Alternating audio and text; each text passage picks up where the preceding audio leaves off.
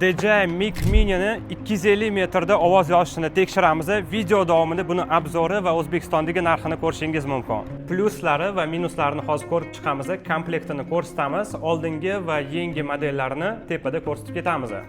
Asosiy blok bu zaryadka vazifasini bajaradi.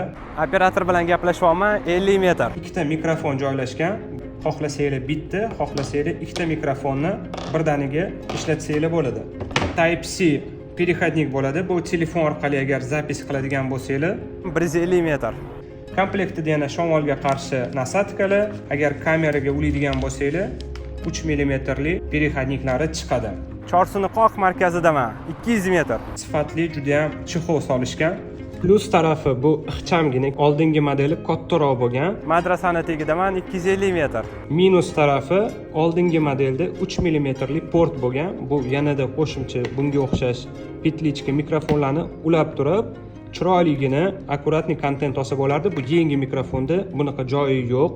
Minus tarafi shu. Ikkinchi minusi bu eski iPhone'ligi Lighting переходник chiqmaydi. Buni narxi qimmat, $30 ga alohida sotib olasizlar. Bu yerda joyi bor. Joyini rezinka bilan bekitib qo'yishgan. Ochib turib, keyin buni qo'yib qo'yib ishlatsanglar bo'ladi. Toshkentdagi narxlarni ko'rishingiz mumkin. Video foydali bo'lgan bo'lsa, obuna bo'lib, like bosing. Oldinda juda ham foydali va kerakli kontentni ko'rib borasiz.